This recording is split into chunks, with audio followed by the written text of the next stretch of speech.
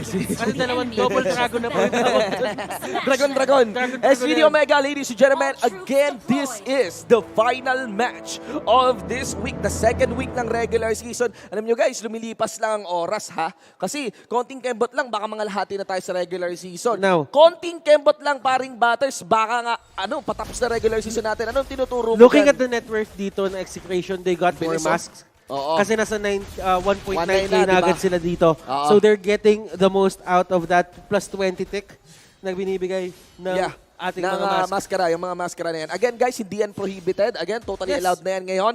Falls in favor of our meta. Actually, marami namang approach sa early game meta natin, first minute meta natin. Sometimes you don't go for the mask, sometimes you just go for the standard rotation, sometimes you just go for the delaying tactics, di ba? And ayun nga, good giving my point, paring batters. Ang bilis ng panahon, Tricks. Actually, kaka-announce lang pala kanina, sumali silang sa paningin ko, no? Mobile Legends Southeast Asian Championship. MSC has been announced na already and officially po guys, no? Mainit. Mainit na Dito mainit sa yan. Pilipinas. Pero syempre, Grabe. bago ang MSC, Oo. tingin muna tayo dito Okay, kung sino okay. magiging representatives. Oo, kung sino Sa nga MSC. eh. Alright, so into the game we go. Still no casualty, ladies and gentlemen. Actually, yung lead ng 5-man mask kanina ng EXECRATION, ayun, offset na dahan-dahan. So, I'm not so sure kung saan magmamanifest talaga yung, hindi ko rin masabing cheese ng 5-man mask, pero yung lead ng 5-man mask. But so far, a few convergence here. You also have to take note din, paring batters dito, that we have the likes of Zapnu already playing right now as he entered this regular season as 6-man. No? Pero ngayon, andyan siya, Uranus pa ang gamit. At ito, hindi naglalaro ngayon si idol mo, Eto Max. Eto, Marks, no? Si Kamote. Right, well, negets ko naman. Para kasi nakita siguro ni Zapno na, kailangan pa ng konting alalay na ito, mga bata akong bago. It's possible. Kailangan pa nila ako. They still need me. Konting init, ladies and gentlemen. Let's go here. Hit takes in the first trigger para dito sa bala ng mga taga-SGD. Umabante at nakuha din. Dito ni paring Toshi yung crab doon. Now, 4 members here ng EXECRATION making some estimates if ever they will try to retaliate. Yung konting abante rin ng mga taga-SGD, but still no casualty in this game. They're handling the pressure well. Hindi sila basta-bastang lumalaban dito. Yes. EXECRATION, nagamit kanina si Barbiel. That was actually a perfect time to fight. Pero tinansya nila kakayanin ba talaga natin? Yeah. Hindi, wag na lang. Kahit ako, di ko rin alam kung tama rin yung time Oo. to fight. My take there is sa ganitong game number 1 no, sa series din, na mainit ang laban. Kanina nyo pa nakita yung mga laban din ng ibang mga teams. You take a more careful approach here. Hindi pa pinapagulong si Hit. Actually, uminit lang kaagad yung back siya ni Hit. And still EXECRATION after sumundot doon, tinignan kung paano mag-react yung SGD Omega. Still no advance. No, wala pa rin gustong trumigger muna dito sa magkabila ang team natin. SGD Omega not really going for this certain flame shot meta na tinatawag natin dito. They still have the varieties of spells going to their side. We have a Purify, we have a Flicker, we have a Revitalize, and we have a Retribution. So, the interesting part, no? Benecuty didn't think twice no, on burning the Flicker kanina. Oh, yeah. I mean, nag-cooldown yan. Nag-cooldown nga. Pero may curiosity here is, ito na kasi yung opening. Sa isang gitgita na laban, knowing na walang Flicker ang isang Cho, might give an advantage here for SGD Omega. That's -1 pick up on the options here of EXECRATION. Though, na-burn din naman yung ultimate dito ng ating Parsa. Although a good chunk of health was removed against Zapnu, look at the regeneration there. Yes. Of the And kahit si Toshi dito, ginamit din yung kanyang Death Sonata. So that means SGD Omega will go for, sabihin natin, will go for a passive play. Yan nga. Dito. Alam mo sa mga viewers natin, no, habang wala po namamatay kasi sa laban, ang gagawin nyo dyan, magbibilang kayo ng cooldowns. Bibilangin nyo ano yung na-burn sa magkabilaan. That is what will determine kung sino man yung magiging first casualty ng laban natin. Further airstrike already off cooldown. Though Siren is sitting here below half health and still even Hate and even Chaknu, they won't retaliate. Yes, and eto ang daming teams na talagang pinipilit tong Leomord na to. And Leomord right now is actually fighting in the middle of everything. Ace dito, lumalaban sila. Pero Zapno sa may pinakalikod. Sumisigaw siya dito ng load. Ace will go down and this might be the fight na hinahanap ng EXECRATION. Kapit dito kay Hate, ladies and gentlemen. Si Siren din naman, inactivate yung kanyang ultimation. And that leaves EXECRATION. They're already happy to take one member here of SGD Omega. They can regroup up and go for the push up top. And even a cut, they're done in by Chaknu. Hindi yata makalapit sila Hit. That's gonna be Siren casting that flame shot and zoning out the members of SGD Omega. EXECRATION takes the first turn of this game. Toshi dito. And Okay. just using that Way of the Dragon to create a gap, to Distance, create distance para hindi siya mag-go. One more Rhapsody there could have gone, Hayward, no? Para kay Benny Oo. Cutie, At saka, may mga times dito yung execution na napapansin mo, medyo hesitant sila lumaban. But yeah. still, at the end of the day, kapag pinilit nila, they have the capability to do so. They have the sustain. Yeah. They have the extra movement Yeah. speed. They have the tankiness, which is Alam mo, Zapno. ang solid Parang ang ramdam ko, I think SGD Omega is a top team talaga dito sa MPL Oo. regular season Kumukuha ng execution yung respeto against SGD Omega. That's why hindi sila ganun nagmamalalim. When they take back, they make this calculated plays. Benny! Sakto to the backline, ladies and gentlemen. Benny Cutie was able to get and feed Hayes with his speed. Kaso lumipad pa rin. Mga kaibigan, hinabot din naman ni Paring Siren doon. Yung Farsa natin, execution takes the upper hand. Zapno here getting some hurt pero hindi mahalaga. alive! Hindi siya maputumba. Still alive, ladies and gentlemen. At kita mo merong nakuha. Leomard gonna be going down. The overall trade is 2-for-1 and that's execution. And this is bad for the side of SGD Omega. As we've said, Kimi lineups really want to take those turrets early. They're not getting those turrets. They are not getting. They got the turret dito sa may gitna, pero I don't think meron they're- pang dalawa. Oo, Meron pang dalawa normally, side side lanes. lanes normally ang headline ng isang Kimi. Kumanta na si Regine Velasquez. Nakagip din ng konti sila Siren at si Jack Lu. Pero hindi mahalaga yun. Benny Cutie, pinagsusuntok dito yung mga Torre. At yung isang Torre rather gonna be going down in the bottom lane. No casualty for execution able to take an objective. This is, wow, kakagulat sa execution. I mean, no offense pero, di ba? Ang linis. This is a new execution na Oo. nakikita natin, hindi puro aggression.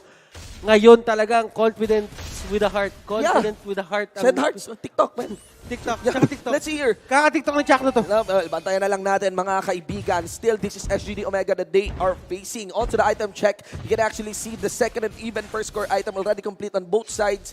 Pero majority ay nasa kamay pa dito ng execution. The Farsa getting delayed towards his lightning truncheon compared to the endless battle. On top of that, two physical attack dagger para kay Benny Cutie. You know, there is the enchanted talisman already available for Chakno. Di na mawawalan yan. And even Hate is just a few clicks away on building that Blade of Despair.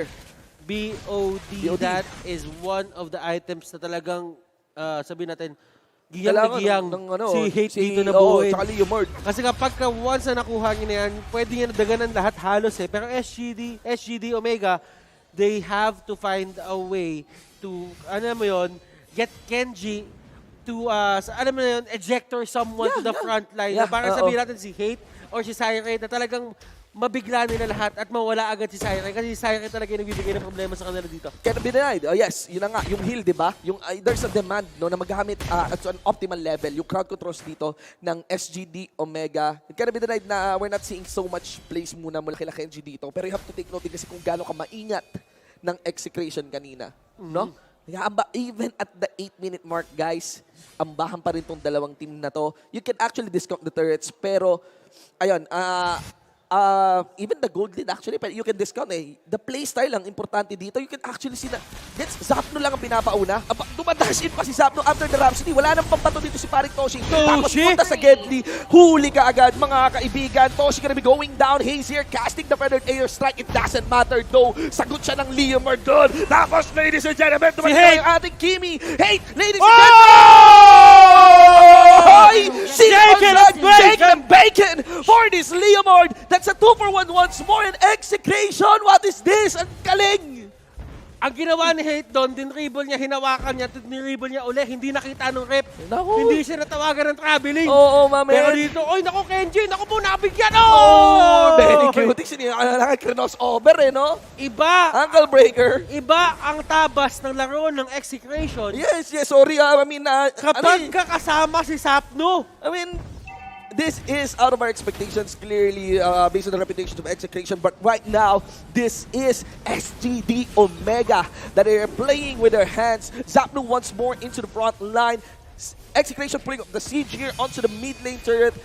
I think, all hype, panalo, pero they need to be careful though. SGD Omega pa rin, no? Oh, kahit sabihin Champion natin caliber dito yung SGD, nakikita natin na execution, nasa kanila yung lamang ngayon. Of course, you cannot count out SGD Omega. Alam natin na may mga mas manalala pang sitwasyon na napaliktad ng SGD Omega.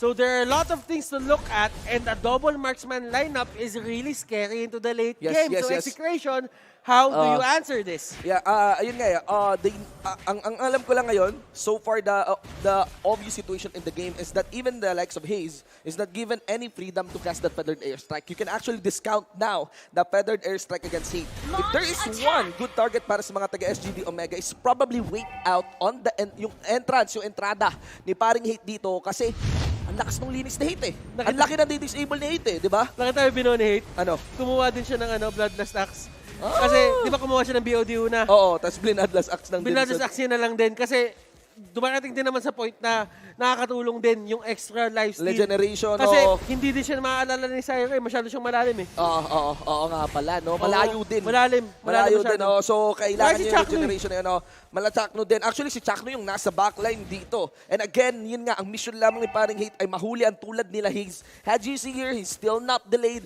Toshi, isang deadman lang, no? Pero itong batang to, alam natin yung dinadala niyang talento. So, kailangan talaga execution dito. Benny Cutie, Toshi nahagip. Inabutan ka ng networking, ladies and gentlemen. And Benny Cutie finishes up the mission. Kasama na lang dito sa mission. Mga membro ng execution. You can actually see Chakno. Still alive! Hate was more! Tumabol dito. Unstoppable for study by Kenji. But with punishment, isasama ka sa hukay ni Chakno. Doon kayo mag-TikTok. And that's how it's done. Execration bags SGD 4 for 1. Feeling blessed. Yun na sinabi.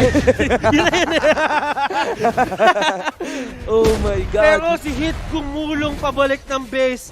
They can't do anything to Execration right now. Si Sapno dito, tinatabihan niya si Hit. Nag-holding hand sila. Oh my God. I mean, that is the biggest win there by Execration for this game. Number 1, SGD is clear now that they are the ones playing from behind their backs against the wall for this game against Execration.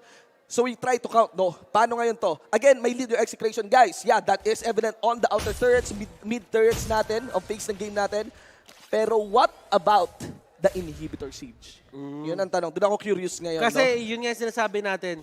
One of the things na nagpapatagal sa meta natin ngayon is yung Farsa being present dun sa mga Inhibitor Siege. Ang hirap niya. Kasi kung hindi mo kaya ng isang mabilisan, one feathered airstrike will be enough to, you know, just stop your whole push. Pero tol na yung 4-4-1 na yun, yung play na yun, ibibigay ko kay Benny Cutie, no? Oh, Ben, ako nagsasabi sa'yo, hindi natin nabibigyan ng masyadong pansin din si Benny Cutie. Pero itong player na to, kanina pa nagpapakita ng mga kakaibang galawan to, mga out of this world. Iba yung paan ng show nito, pre. Ayan na, Benny Cutie is doing the work here onto the inner turret. That is already a given here. SGD Omega, they're gonna be pulling off their defense line on the Inhibitor turret side.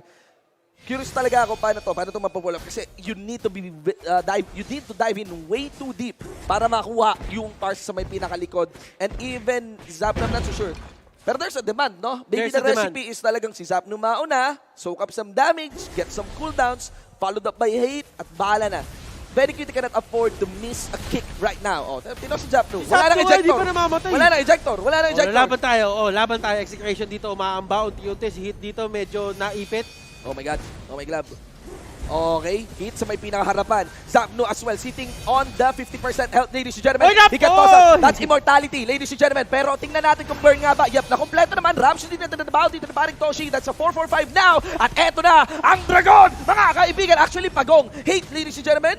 Not gonna be connecting any of that bump mula sa backside natin. Kahit pa paano, ayun na nga, doon nagkakaroon ng problema ngayon. Yun yung sinasabi nating tanong na pwedeng tumalong yung Execration dito if ever they try to go for the push on that Inhibitor turret.